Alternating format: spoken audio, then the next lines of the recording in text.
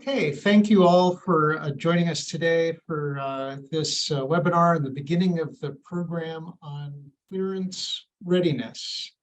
My name is Dr. Eric Berger. I'm a professor of NextG security here at the Commonwealth Cyber Initiative, and I'm a professor of public policy affiliations in computer science and the Virginia Tech National Security Institute and the Virginia Tech Wireless at VT program. So what I wanted to do today is just give a broad overview of what you're kind of signed up for. You know, what are you going to get from this program? You will get a cool digital certificate and bragging rights for your resume or CV. Some ground rules for that. You probably noticed when you signed up, you need to be basically at most of these sessions in person. You need to be logged in. We are taking attendance. Then what are the real things you're going to get out of this program? You will get briefed on what you can do with the clearance, but also the things that you can't do. It is not the magic lamp that lets you see all of the government secrets. We'll go over the clearance process. It is a bit of a Byzantine process. There are a number of things that people regularly, I wouldn't say get wrong. There are things that people get wrong, but things that could make the process go easier for you if you're aware of what the investigators are looking for. Another thing that you'll get out of this program is, besides myself, there will be a number of individuals that are currently serving in government and currently serving in industry, and that you'll be able to make connections with them, they with you, both to answer questions you may have about the clearance process, about jobs that require clearances, as well as just a networking opportunity. And again, this is really about you and the things you are looking for. You'll notice this being just a regular Zoom webinar. There is a Q&A button on your ribbon on the Zoom control panel there.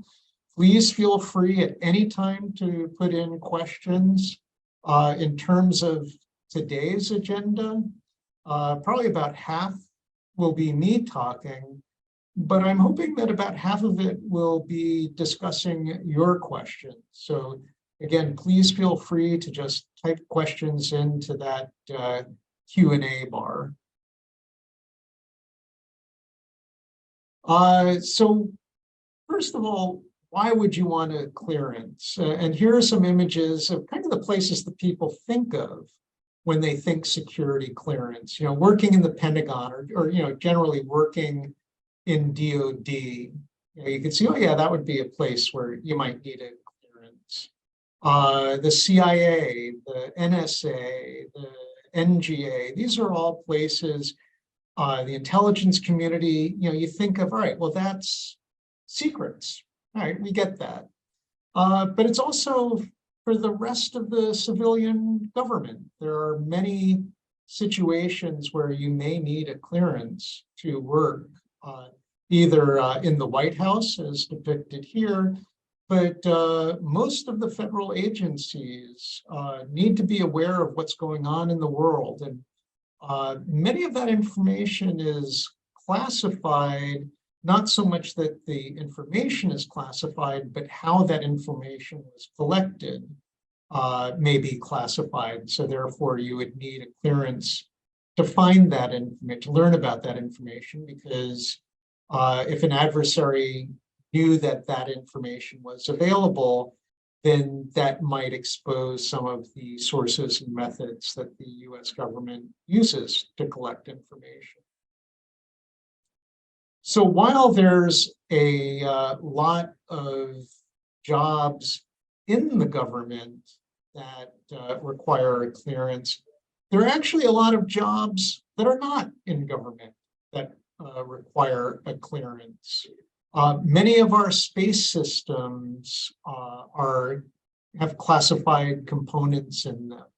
And while one could work on some of these projects without a clearance, kind of the world of what's available to you opens up or with a clearance. But it's not just space and defense, things like the nuclear industry. So again, clearly nuclear weapons would be a thing that people would say, oh yeah, that's obvious, we need clearances for that. But there's a lot of nuclear technology that is protected. And likewise, being the Commonwealth Cyber Initiative, many jobs in the cyber community require a clearance, or with a clearance, you can go much further. Even working in private industry, again, the government wants to be able to share with you information about, say, pending attacks or campaigns. Much of that information is classified, and yet the government wants to share that with industry. And so industry needs cleared personnel who can work those jobs. And there are a wide spectrum of openings that require clearances. I snapped this picture just yesterday, and you see an advertisement for over 64,000 jobs that require people with security clearances.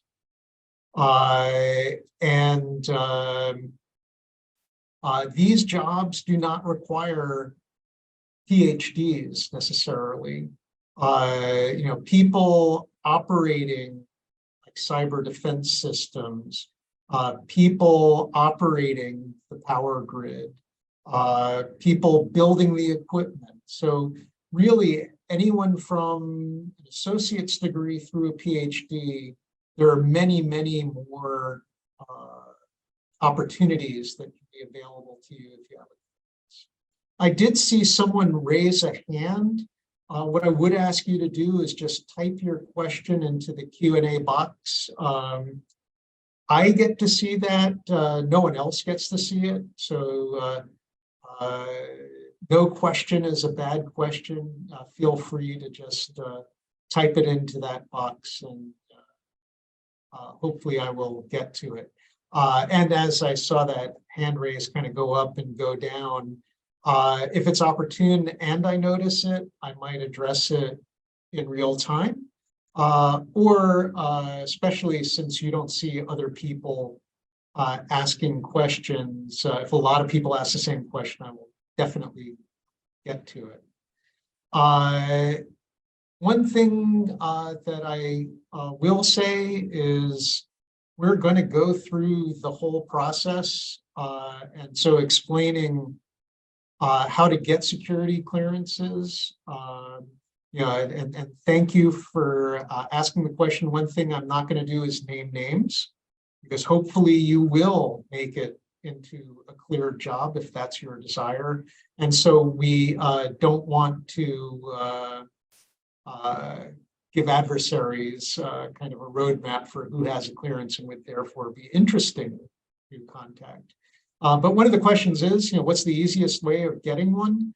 And I will say there's no easy way of getting one, but you can make things a lot harder for yourself. We'll definitely, through these series of webinars, talk about the various ways of getting security clearance. And that does bring us to these common questions. What does it take to be clearance ready?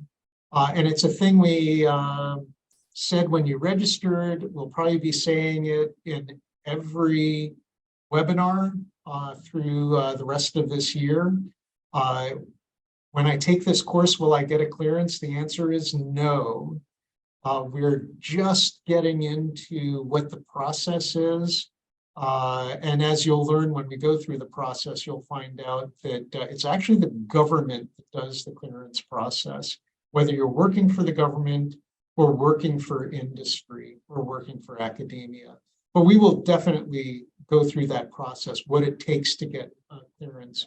We're also going to touch on some of the downsides of the clearance process and some of the downsides of having a clearance. This is a decision that you need to make. Are you willing to kind of accept the responsibilities that go with having a clearance? And when we talk about the different levels of clearances and like the definitions of those levels, you'll see why there are a lot of obligations on you to protect the United States. One thing for people to understand is, how should we say, it's not made up on the fly what a security clearance is and what the process is.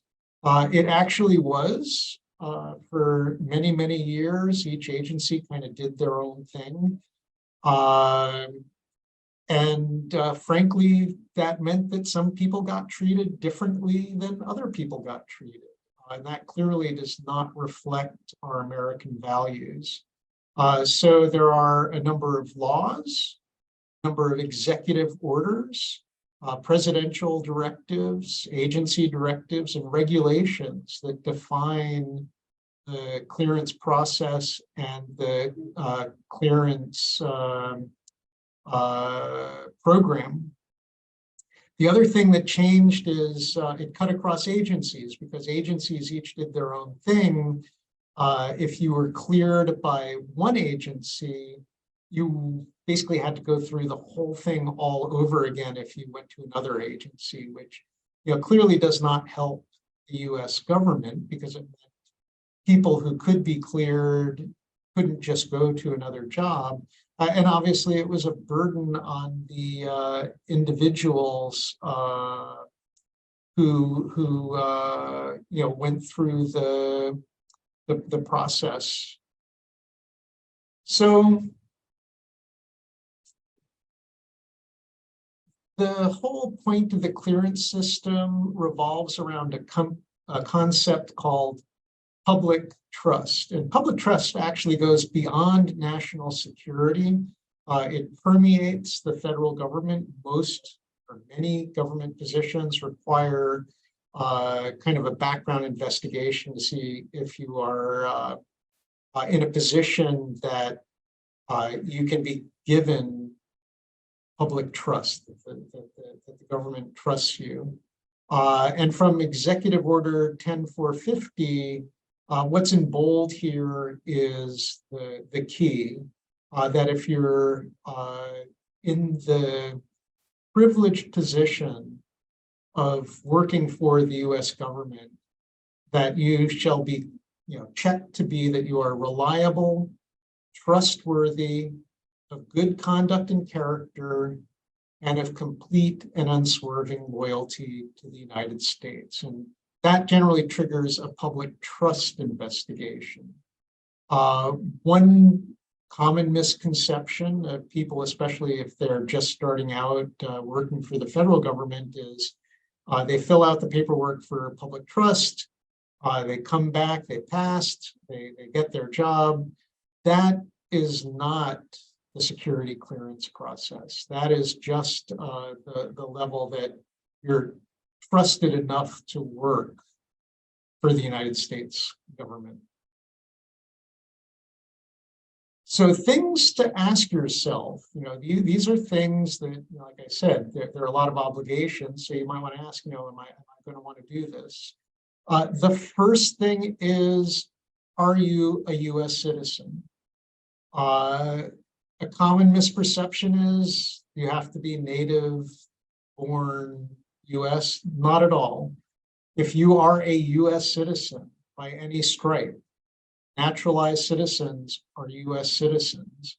Dual citizens are citizens.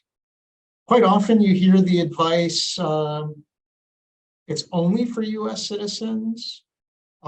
Technically, a non-citizen could get a clearance, so I would say it's not impossible, but it is improbable for a non-US citizen to get a clearance. So that's kind of the first bar. But then the second bar is, to look in the mirror and ask yourself, are you reliable, trustworthy, of good conduct and character? And so what is the government going to look at in determining that? Well, they're kind of looking at the negative. If you have a criminal record, if you are partaking in illegal drug use, if you have a gambling addiction, if there are financial irregularities, if you've been out on social media calling for the violent overthrow of the United States, and notice it's the violent overthrow. American values are, we can protest our government. That would not say you're not trustworthy. In fact, that might be seen as loyalty to the United States. You want to make the United States better. But if you're advocating for the violent overthrow, that is not unswerving support for the United States. So those are all things that are looked at that would indicate that, maybe you don't qualify for a clearance. We are going to talk about this. In fact, there are pretty much 2 whole sessions on what this really means. And I would say that, if you had a criminal record a long time ago, if you had some illegal drug use a long time ago, that behavior is not strictly disqualifying. It really does matter what the facts and circumstances are. And we'll go into that and go into it pretty deeply, because that does tend to be, especially people coming through the community colleges, universities, that's where a lot of those temptations are. So it's a thing we want to talk about. So why do we have secrets? And the bottom line is, it's to protect the United States. And this is worth reading. The national defense has required certain information be maintained in confidence in order to protect our citizens, our democratic institutions, our homeland security, and our interactions with foreign nations. Basically, we want to protect the United States from harm.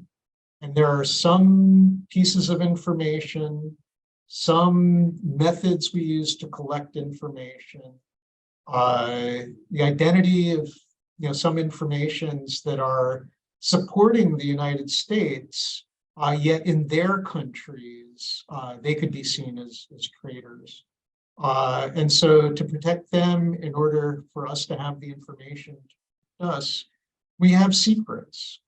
And this gets, it was, thank you, one of the questions that came in was, talking about classification. And these are the 3 classification levels. And yes, this is something that I need to be very careful of. Every piece of information that I will be giving to you is made publicly available, unclassified by the US government. And again, a thing we will be talking about a few times over the course of this program is that just because something is on the internet and publicly available does not mean it's all of a sudden unclassified. Unfortunately, this has been in the news with some of the leadership of both parties that had classified information in unclassified settings, and that doesn't make it unclassified. So do be careful.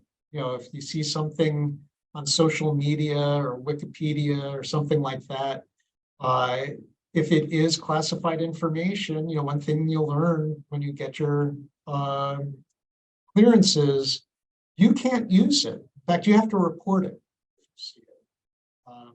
So the different levels, confidential. So this is information that if there was an unauthorized disclosure, would reasonably expected to cause damage to national security. Information that's classified as secret is information which reasonably could be expected to cause serious damage. So confidential is damage, secret is serious damage, and top secret is where that disclosure of information could reasonably be expected to cause exceptionally grave damage to the national security. If any of you play soccer or a soccer referee, this might look familiar. A foul versus misconduct versus serious misconduct. Stop play, yellow card, red card. However, we are talking about the livelihood and the safety and security of the United States. So even a foul can cause damage to national security, which can have serious repercussions. So there are a lot of laws around this, a lot of criminal, you could be subject to criminal sanction if you disclose confidential, secret, or top secret information. Now, if you look at the job listings, you may see jobs that say, require clearance or clearable, requires top secret, or maybe it says a little TS. You might see TS/SCI. The SCI is sensitive compartmented information, which technically goes along with special access programs. We're going to talk in later modules, what that's all about. That's kind of next to the three classifications: confidential, secret, and top secret. There's also controlled unclassified information. So this is information, for example, the Census Bureau collects people's birth dates and names and addresses. That's unclassified, but it's controlled because there are laws protecting that information. One of the agencies I worked at, the Federal Communications Commission, you would receive financial information from telecommunications carriers. That's protected commercial information. So that would have a CUI marking on it. I guess it goes without saying, really, you can say there are 4 levels of classification. There's unclassified, just information that's freely available. You'll notice on the image here from the ODNI classification guide, it's got these little U's on it. It says it's unclassified. And that's so you know that it's been publicly disclosed. The Department of Energy, and there's often confusion about this, confidential, secret, and top secret are national security classification levels. The Department of Energy has what they call access authorizations. You may hear something referred to as, you need a Q clearance or an L clearance. And on the one hand, L roughly correlates to secret and Q roughly correlates to top secret. In actuality, you would need both if you were working on DOE programs. But just having like a top secret does not necessarily mean you can have access to Q information or facilities. Now, there are some principles to be aware of. And that is, and it kind of makes sense, the level of access determines the depth of investigation. An investigation of public trust, just, can we trust you to work for the federal government? That's a relatively light investigation, all the way through to the other end, top secret, compartmentalized information. That background check is going to be very deep and very intrusive, very invasive.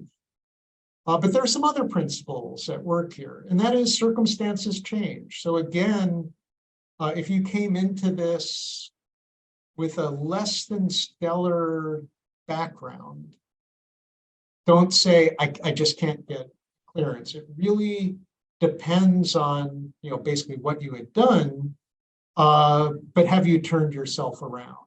And if you have, those incidents in the past may not be disqualifying. The converse is true too. If you did everything right, never touched illegal drugs, never had any financial impropriety, never cheated on a test, you can get a clearance. But if you then do something tomorrow, you can lose that clearance. And so these are some of the principles around the clearance process, getting clearances, and background. Let's, though, have a reality check. One thing is, this process can take a long time. It is not nowadays unusual for those higher level of clearances to take well over a year. And a lot of information can be asked of you. Again, we'll go into the details next month in the next session, but don't be surprised when the FBI knocks on all of your neighbors. And yes, part of the thing we're going to go over next week is what you need to disclose about your neighbors. The FBI will knock on those doors. They will probably knock on some other doors as well. They will come to your work. They will interview you. They will interview your supervisor. They will interview people sitting next to you. If you're a student right now today, they will interview your roommates, other people on your dorm room floor. Why might you not want to start this process? Is if you're pretty confident you will not be cleared at the end of the process. If you are currently using illegal drugs, you basically have no hope. If you are currently involved in criminal activity, you probably don't want the FBI calling your neighbors. And these are just examples. It's not exhaustive. There are a whole bunch of things that make it very problematic for you to get a clearance. The other thing to be aware of is there's a new process that went into effect in just the past few years called continuous evaluation. Used to be that every 3, 5, 10 years, you would kind of go through the process again. Now, you actually have that and continuous evaluation. You basically waive some of your rights, and you basically say that the government can continuously monitor your credit scores, continuously monitor for arrests and convictions and other things. So you will continuously be under scrutiny. So I would offer that there are a lot of very, very rewarding jobs. There are jobs that you can have with a clearance that are just not available anywhere else. For those of you that are on the cyber side, an example is if you are on the attacking side, there are only 2 or 3 places where you can do that where it's not a felony, where you're actually paid to do it. It's some of the coolest jobs in the world. You have to have a clearance for that. But with it and working for the federal government, there are things you get to do that you just can't do anywhere else. Helping protect people, changing lives. That is very satisfying. And, a lot of those jobs require a clearance. So there are a lot of positives, but we do want you to go into this process with your eyes open and all the information muster. So with all the doom and gloom, if you still want to apply, this is what we're going to be talking about over the course of the year. Today was just the kickoff and the clearance process. I would really, really encourage you to put questions in the chat. We've got a few, but I could use a lot more now. What are the things, and I'll actually prompt you here. What are the kinds of things that you want to get out of this series? Because even though this part right now is me sending to you, you're the ones who are donating your time to take this series of modules. So even if you see something that's not here and you're like, gosh, I really was curious about this, type it into the chat. Get it today, might get it other times. Next month, we are going to go over the SF86. You can Google it, Sierra Foxtrot 86. It is the form that starts the process once you've been tapped for a job that would require clearance. We'll go through the paperwork process. I was talking to one of my colleagues first go around. I think it was, for me, I think it was like 11 pages. Recently, I think it's something like 60 pages, but it's in Adobe Acrobat. Basically, it expands. There's, use more pages, and you'll find that, especially the older you are and the more history you have, your SF86 could possibly balloon to 100 pages. Not as likely if you are, in your late teens, early 20s, but as you get older, you've lived in more places, met more people, had more jobs, all those things go into the SF86. We'll talk about in much, much more detail. I kind of breeze through those executive orders and agency rules. We'll take a deeper dive on that. We will have some security professionals also give their insight and expertise on that. Probably the number one thing when I teach these classes that come up is when I talk with people and I'll say, is there anything in your past that might be an issue? And I might say, any illegal drug use. And, I might get, well, I haven't done anything that's not illegal in my state. And immediately that is a flag for me because there are many states that have decriminalized some recreational drugs. And I'll use that term with it being decriminalized. However, the clearance process is a federal process. And the federal government still says these drugs are illegal. And so your willingness to use an illegal drug, again, kind of plays into that character question. So that's a thing to consider. And we'll kind of do a deeper dive on that because that is a common thing that comes up with people who want to be in this industry. Talk about the authorities, laws, and regulations, especially since we are the Commonwealth Cyber Initiative.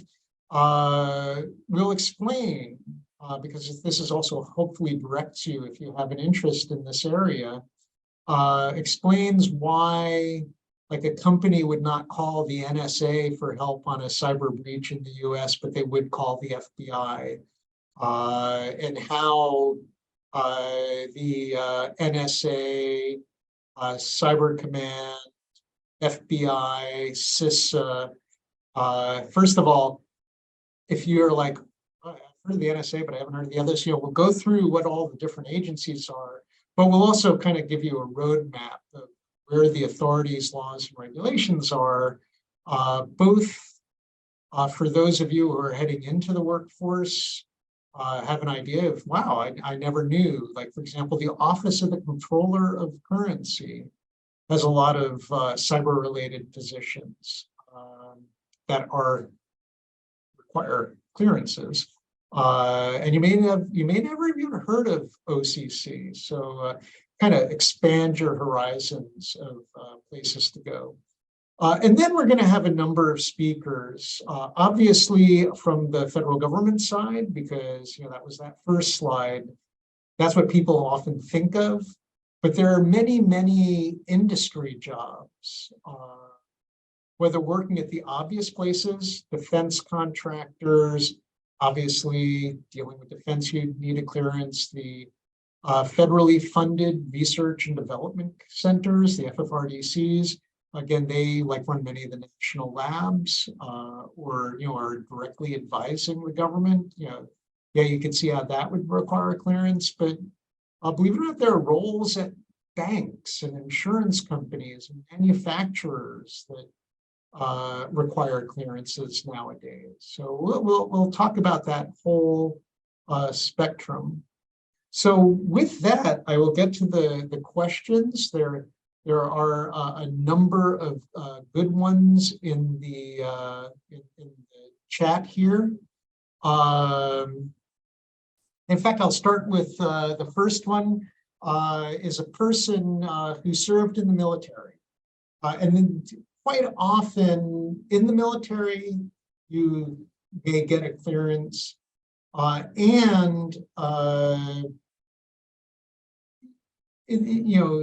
wouldn't say, because there's no absolutes, but because you have worked for the US government, it's often easier. And easier just means faster, still is intrusive for the military personnel to get a clearance.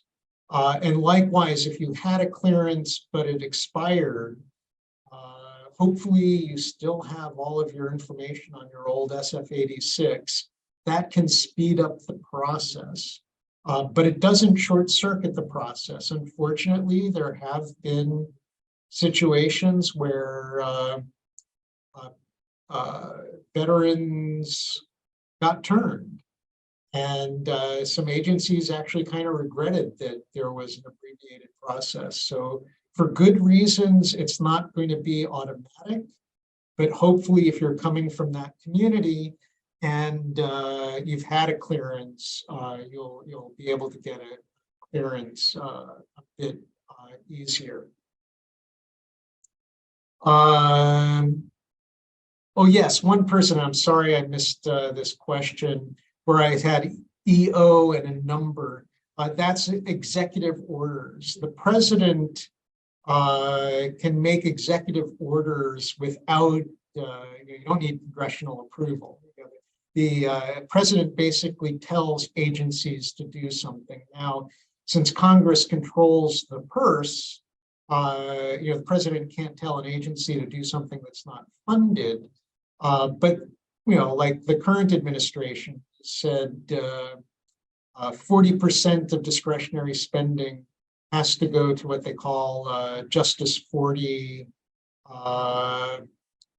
census tracts, the bottom 40% of the nation based on economics, historic discrimination, high rates of poverty, maybe being next to a Superfund site, poisoned land or water.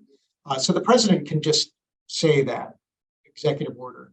So these executive orders, in fact, one of the ones I put up there was the president, they want the nation to be secure. You need people with security clearances, but yet each agency had its own process. So just like my answer to the veteran who had a clearance, can they get it back? You'd kind of want to make it. You don't want to spend a year and a half vetting someone who, yes, cycled off like a year ago. You can focus on what did they do that last year. You don't necessarily have to focus on the full background investigation. Likewise, if you're current with like a DOD Army top secret clearance, and you're going to go to a contractor who's working for the Navy, basically DOD says, yeah, all right, we don't need to investigate you again. You're current, we've got continuous evaluation, just moves over. So those are the executive.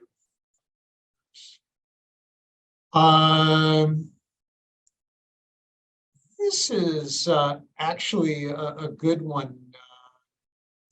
Can you go straight to a top secret SCI poly clearance, or do you first get a confidential clearance? Do you then get a secret clearance? Then you get top secret, then you get SCI. The answer is we're going to address that in 2 months, but clearly it's easier to get a secret clearance. And then once you've got the secret clearance, it's just the increment to go to top secret. Will it still take as long? Yes, it will. But especially if you've had a job or you're in a job, many students get internships at like in the intelligence community, and you might get an interim secret clearance. And again, we're going to talk about interim secret and things like that next modules.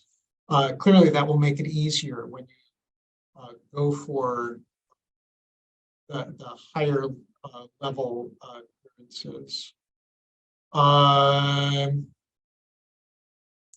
A few people have asked about like bankruptcies or low credit scores.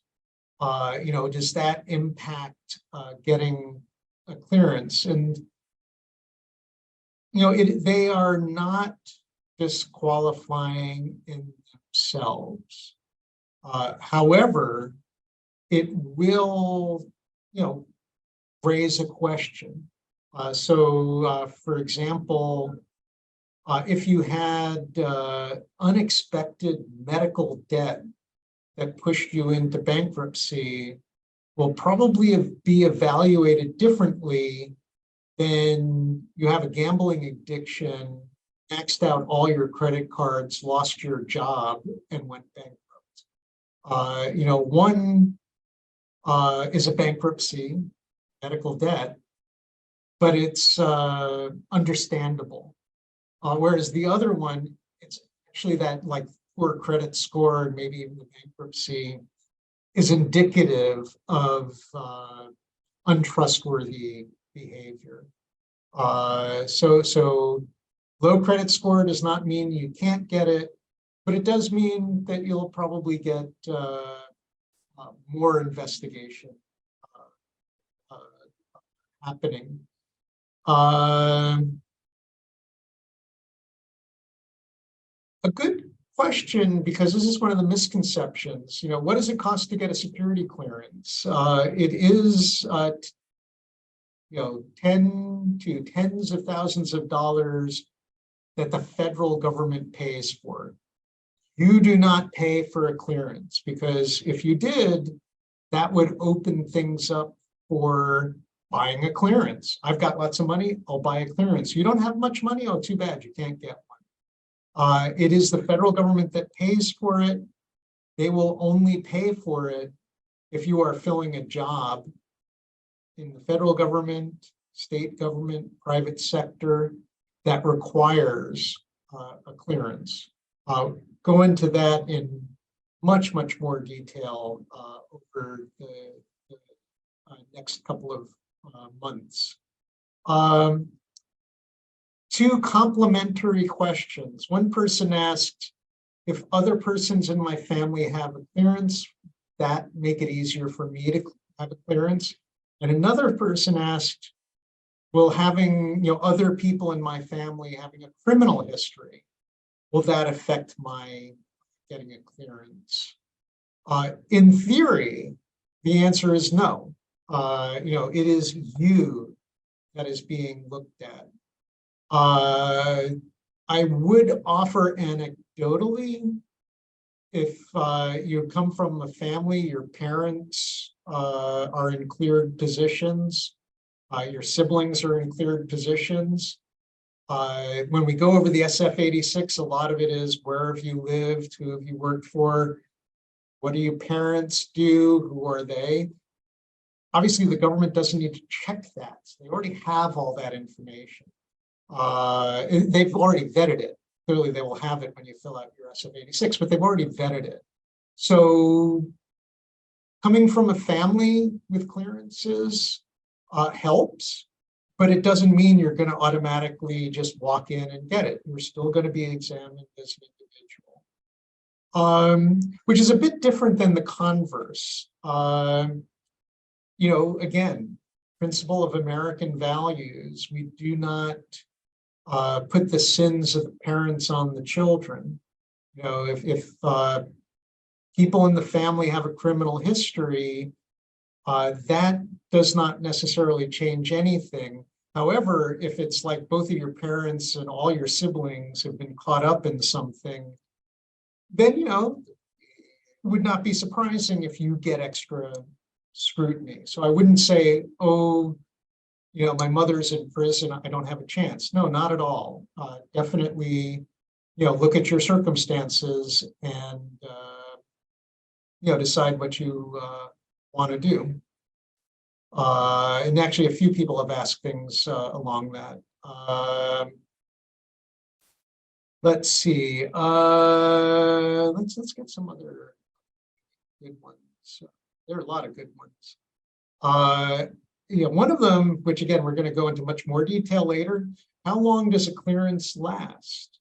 And there are kind of two parts of that.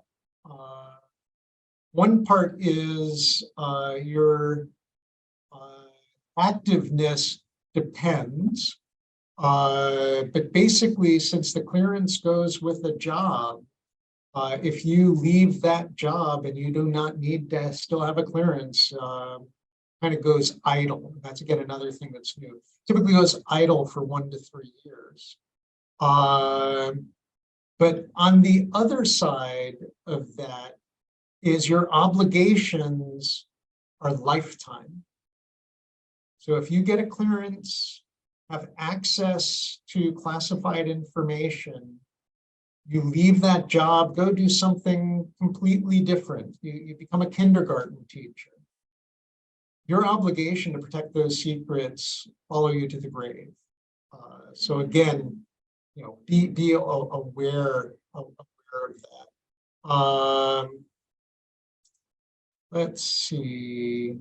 And a number of these, if I don't get to your question, part of it is because we are going to be talking about these issues throughout the year. In fact, I'll go through a few of them. But first, what's the merit of allowing yourself to be put under scrutiny? I wanted to actually say what that individual said. So if you hear that, you get a check plus. Followed by the very next question, which is, how often do clearances correlate to more benefits and salary? And that's part of it. The economic issue is, why would you do this? It opens up a lot of jobs that are just not available. And especially like if you're on like getting an associate's degree, some of these jobs can pay a lot more than people with bachelor's degrees. Some of these jobs are overseas. And I'm not necessarily talking about a job where you're a spy. Just being an IT operator for an embassy in a foreign country, it's clearance required. And that, I promise you, will pay a lot more than being an IT operator for a manufacturing company stateside. Did I mention, I forget what it is now, but when I was overseas, the first $83,000 of income is federal tax-free. And I'm sure that number is much higher today. That was decades ago. But the other thing is job satisfaction. There are jobs that you just can't get without a clearance. And again, it's not just cloak and dagger. My work at the FCC, probably the thing I'm most proud of is the suicide prevention hotline, 988. If any of you are stressed or know people who are stressed, it's 988. That's just the number you dial. And that is going from 800-253-8255, which spells pretty much nothing, and not nothing. It's like, it's hard to remember, to 988. We expect that will save 1,200 lives a year. there aren't that many jobs out there where you can say, except for maybe an emergency room surgeon, where you can say, I've done something that will save 1,200 lives a year. So there's the money part, but there's also the job satisfaction part.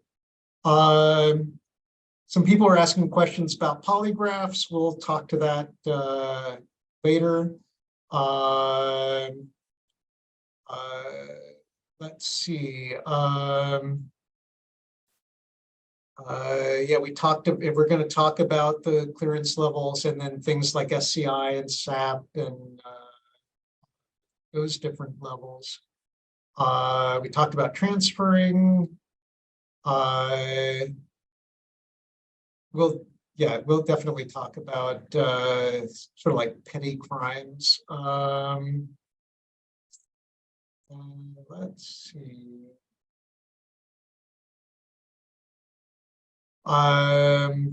We'll definitely talk. Someone was asking about, what if, you put down someone as a reference, then you kind of had a falling out with them. We'll talk about that on the SF-86 job. And then actually the last question I'll get to, and again, we'll touch upon this in the very next module on the SF-86, but here's one of the things about having a clearance. Foreign travel. If it's foreign travel for your cleared job, your security officer already knows about it for your job.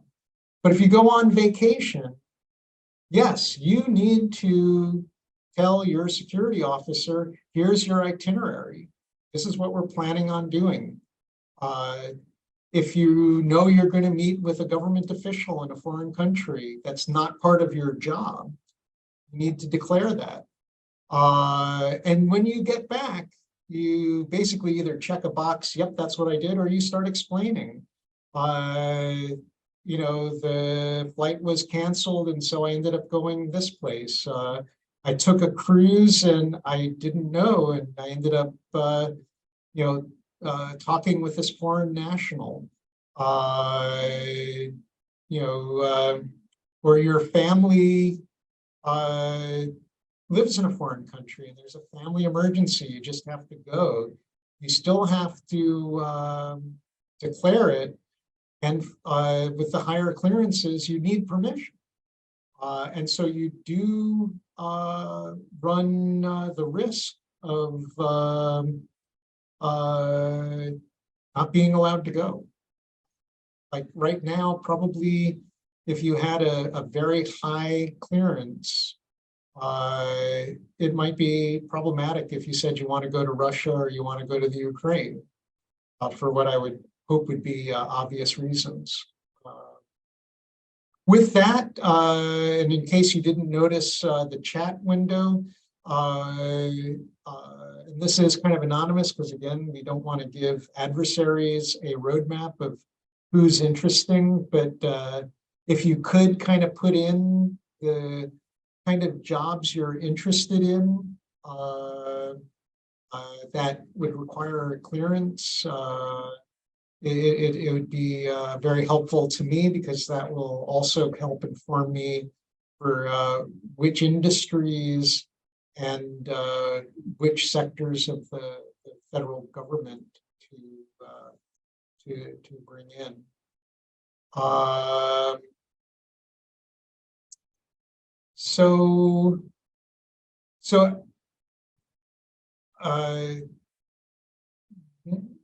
Since we are kind of just about out of time, again, if you haven't heard your question answered, I can promise you it will be answered over the course of the program.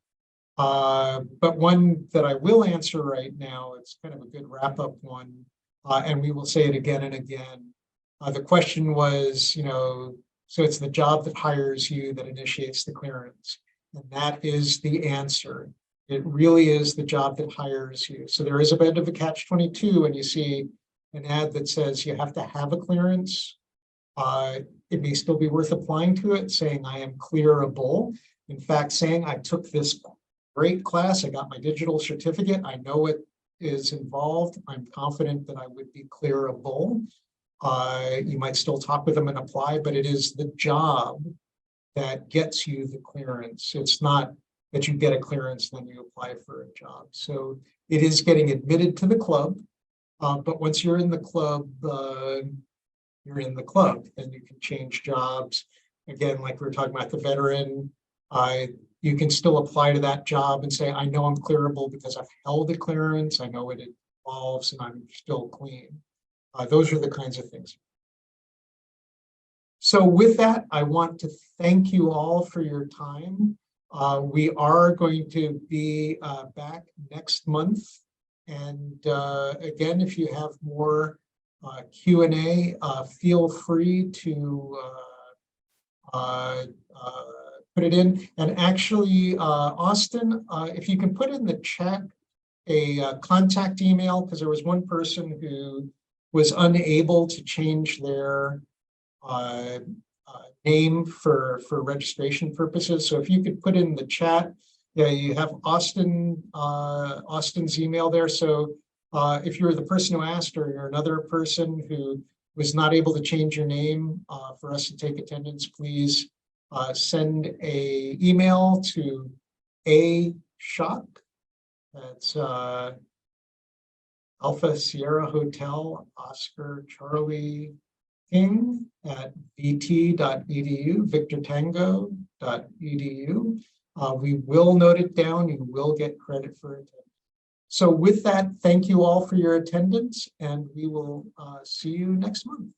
Eric, sorry to interrupt real quick, but I just wanted to let everybody know that this has been recorded and will be available on our YouTube channel shortly after this webinar. So if you wanted to review this, you can do so. And registration is still an option for any of your friends or classmates that were not able to register or attend for today. They still have time to register, and they could still attend enough modules in order to get the digital certificate. So please encourage your friends and classmates, if they're interested, to come and join us next time. Thanks.